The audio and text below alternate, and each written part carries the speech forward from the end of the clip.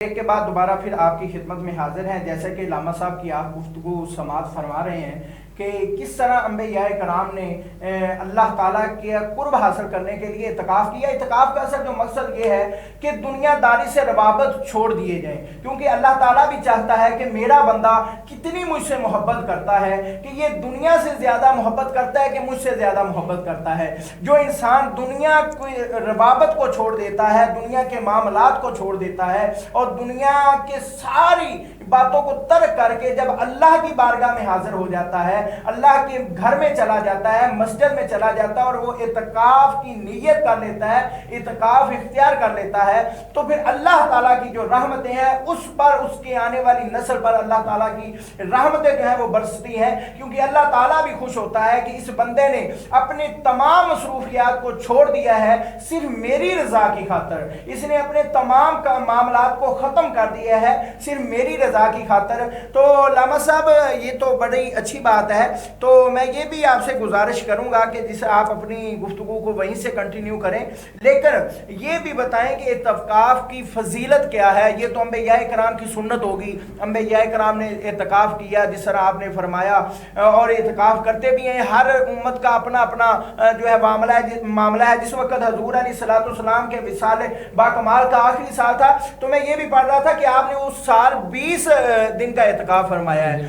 تو آپ یہ بھی بتائیں اور ہمیں یہ بھی بتائیں کہ اعتکاف کی فضیلت کیا ہے. جب انسان اعتکاف کر لیتا ہے، اللہ کی بارگاہ میں جھک جاتا ہے، اللہ کی بارگاہ میں چلا جاتا ہے، تو پھر اسے انعام کیا ملتا ہے؟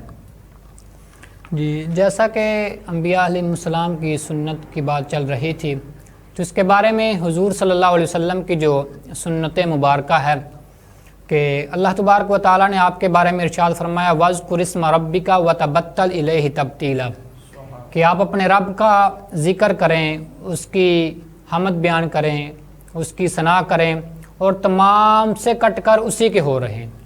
تو یعنی کہ اس میں بھی اعتکاف کا ہمیں ذکر ملتا ہے، خلوت نشینی کا ذکر ملتا ہے کہ ہر چیز سے کٹ کر رب کی بارگاہ میں آ کر اس کا ذکر کریں.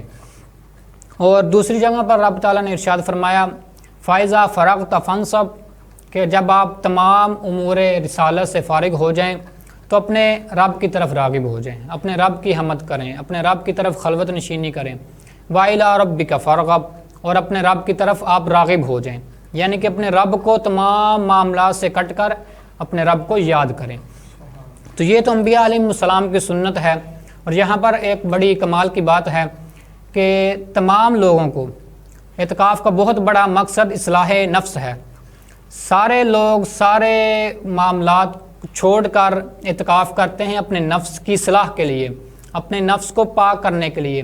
لیکن اس دنیا میں ایک ہستی ایسی بھی موجود ہے جب وہ اعتکاف کرتی ہے تو وہ خود کو پاک نہیں کرتی، خود کو صاف نہیں کرتی، بلکہ اس کے اعتکاف کرنے کی وجہ سے اعتکاف پاک ہو جاتا ہے. اس ہستی کو حضور کا نام دیا جاتا ہے. حضور صلی اللہ علیہ وسلم اگر اعتکاف کریں تو اعتکاف کرنے سے آپ پاکیزہ نہیں ہوتے، آپ طاہر و مطہر نہیں ہوتے، بلکہ یہ اعزاز، یہ شرف اعتکاف کو حاصل ہوتا ہے کہ وہ اللہ تبارک و تعالیٰ کی بارگاہ میں پاکیزہ ہو کر پہنچتا ہے. یہ حضور کی نسبت کا صدقہ ہے. اور اس کی فضیلت کے بارے میں حضرت ابن عباس رضی اللہ تعالیٰ عنہما آپ سے یہ حدیث مبارکہ مروی ہے. حضور صلی اللہ علیہ وسلم نے فرمایا من اعتکف ابتغاء یومن ابتغاء وجہ اللہ، جس نے اللہ تبارک و تعالیٰ کی رضا کے لیے ایک دن کا اعتکاف کیا، صرف ایک دن کا، اللہ تبارک و تعالیٰ اس کے درمیان اور جہنم کے درمیان 3 خندقیں بنا دیتا ہے، اور ان میں سے ہر ایک خندق کا فاصلہ اتنا ہوتا ہے جیسے زمین اور آسمان کا درمیانی فاصلہ ہے. اور دوسرا اس کا ترجمہ یہ بھی کیا جاتا ہے جیسے مشرق اور مغرب کا درمیانی فاصلہ ہے، اتنا اس ایک خندق کا درمیانی فاصلہ ہوتا ہے جو صرف ایک دن کا اعتکاف کرتا ہے. اور اسی طرح دوسری حدیث مبارکہ میں ہے، حضرت ابن عباس سے مروی ہے، حضور صلی اللہ علیہ وسلم نے فرمایا من اعتکف عشرا فی رمضان، جو اللہ تبارک و تعالیٰ کی رضا کے لیے رمضان المبارک کے آخری عشرے میں اعتکاف کرتا ہے، کانا کا حجتین و عمرتین، اس کے لیے اللہ تبارک و تعالیٰ کی طرف سے 2 عمروں کا اور 2 حجوں کا ثواب عطا ہوتا ہے. اتنی بڑی فضیلت ہے. اور یہاں پر بھی حضور صلی اللہ علیہ وسلم کا جو دور اندیشی ہمیں ملتی ہے. حضور صلی اللہ علیہ وسلم جانتے تھے کہ ایک وقت ایسا بھی آئے گا میری امت کے فقراء، مساکین محتاج لوگ عمرے کا ثواب لینے کے لیے بھی ترسیں گے، حج کا ثواب لینے کے لیے بھی ترسیں گے، ان کے پاس سفر کے لیے کوئی ساز و سامان نہیں ہوگا، تو حضور صلی اللہ علیہ وسلم کی برکت سے رب تعالیٰ نے کتنا کرم فرمایا ہے کہ حضور صلی اللہ علیہ وسلم نے فرمایا کہ بندہ مکے نہ آئے، حج نہ کرے، عمرہ نہ کرے، اپنے محلے کی مسجد میں چلا جائے، 10 دن کا اعتکاف کر لے، اللہ تبارک و تعالیٰ اس کو 2 عمروں کا بھی ثواب عطا کر دے گا، 2 حجوں کا ثواب بھی عطا کر دے گا۔ تو اس کے لیے مال زار کی کوئی ضرورت نہیں ہے، یہ حضور کا کرم ہے، حضور کا صدقہ ہے۔ اور اس کے علاوہ حضور صلی اللہ علیہ وسلم کی حدیث مبارکہ ہے کہ آپ نے فرمایا کہ اعتکاف بندے کو گناہوں سے روکتا ہے، اور اس کے لیے وہ بھی نیکی لکھی جاتی ہے جو اعتکاف نہ کرنے والوں کو نیکی کرنے کا ثواب ملتا ہے۔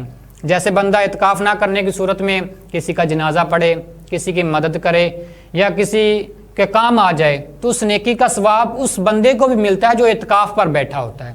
تو یہ بھی اس کے لیے ڈبل موقع ہوتا ہے، ڈبل آفرز ہوتی ہیں۔ تو اعتکاف کا جو اصل مقصد ہے، اس کی غرض و غایت کیا ہے؟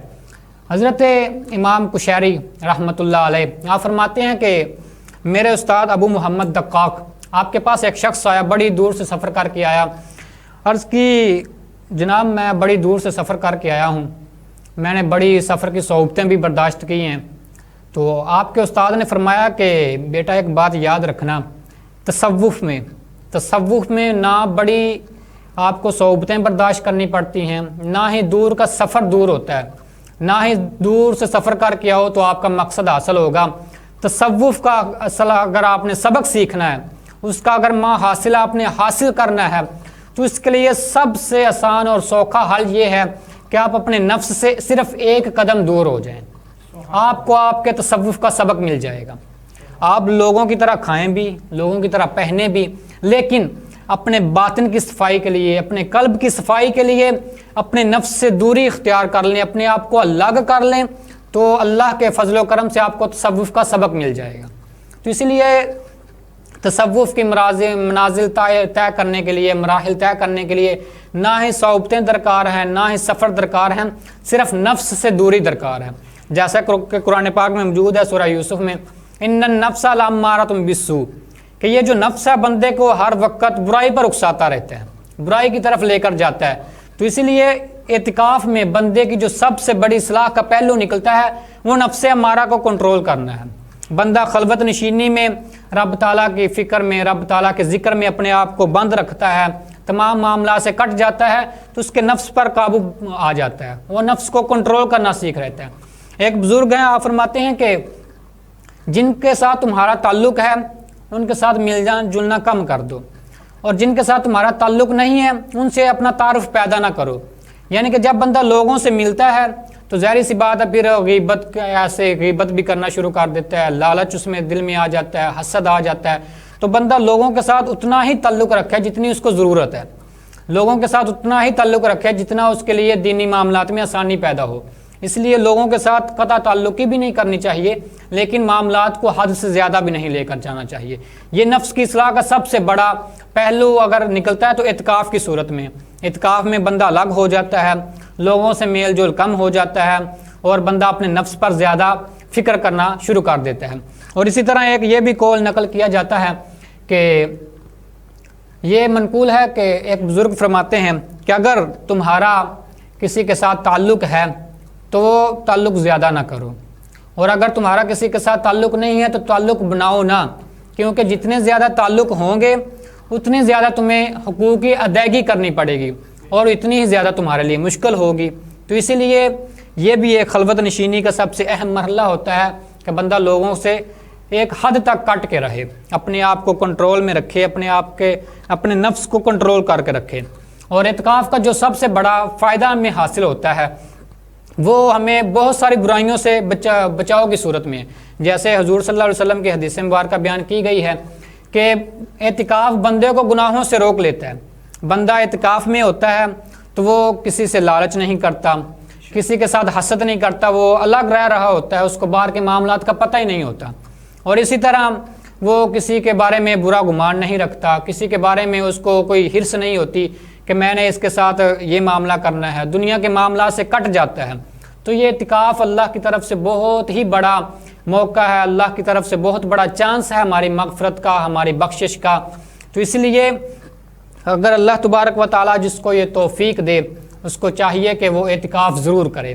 اور یہاں پر ایک اور بہت بڑی بات کہ صرف رمضان المبارک میں اعتکاف کرنا سنت نہیں ہے. جیسا کہ حضور صلی اللہ علیہ وسلم آپ وحی کے نزول سے پہلے غار حرا میں اعتکاف کرتے رہے ہیں, تو آپ رمضان کے علاوہ دنوں میں بھی اعتکاف کرتے رہے ہیں. اور حضور کا ہر فعل ہر قول ہمارے لیے سنت ہے. جو بندہ رمضان المبارک میں اعتکاف کرے وہ رمضان والے عمل پیروی کر رہا ہے اور اس پر سنت کا ثواب حاصل کر رہا ہے. اور جو بندہ عام دنوں میں اعتکاف کرے اس کو بھی سنت کا ثواب ملے گا.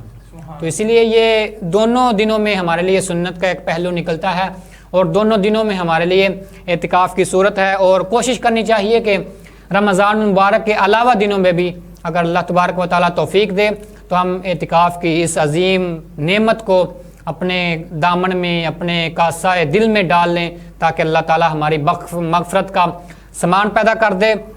اور اس کے بارے میں بہت ہی خوبصورت شعر بھی ہیں کہ شاعر نے لکھا ہے کہ گناہ گار ہوں, بے بس ہوں, مجبور ہوں مولا. گناہ گار ہوں, بے بس ہوں, مجبور ہوں مولا. ایک خلوت نشینی میری قسمت میں لکھ دے. گناہ گار ہوں, بے بس ہوں, مجبور ہوں مولا. ایک خلوت نشینی میری قسمت میں لکھ دے. تیرے کرم کی حد لامحدود ہے مولا.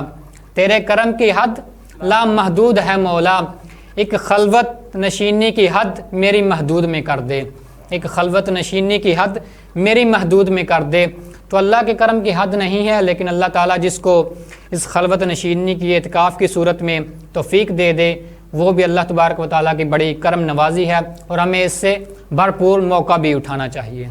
جی بالکل علامہ صاحب بڑی اچھی گفتگو فرما رہے ہیں اور اس کا مقصد یہ ہے ناظرین ہمارا کہ آپ تک مسائل پہنچانے کا صرف اور صرف مقصد یہ ہے کہ آپ اور ہم اس کو سنا کے اس پر عمل بھی کریں. عمل کرنے سے ہمیں فائدہ کیا ہوگا کہ اگر ہم عمل کر لیتے ہیں, اللہ تعالیٰ کی طرف جھکاؤ کر لیتے ہیں تو اللہ تعالیٰ ہمارے جو ہے وہ گناہ بھی بخشے گا اور دنیا میں بھی ہمیں سرخرو کر دے گا. اب دیکھیں جس طرح علامہ صاحب فرما رہے تھے کہ جو نفس ہے, نفس کا اصل مقصد یہ ہے کہ شیطان, وہ کہتے ہیں نا اللہ تعالیٰ کا حکم ہے کہ شیاطین کو جکڑ دیا جاتا ہے رمضان المبارک میں, لیکن انسان کے اندر ایک نفس ہوتا ہے جو انسان اکثر یہ لوگ کہتے ہیں لو جی رمضان المبارک میں شیطان کو تو جکڑ دیا جاتا ہے تو پھر انسان غلط کیوں کام کرتا ہے. اس کا مقصد جو ہوتا ہے وہ جو غلط ہوتا ہے وہ نفس کے اندر ہوتا ہے, اور نفس جو ہے وہ نفس کو اگر آپ نے پاک کرنا ہے تو پھر آپ کو اللہ کی رضا کے لیے آپ کو خلوت نشینی اختیار کرنی پڑے گی, آپ کو اعتکاف کرنا پڑے گا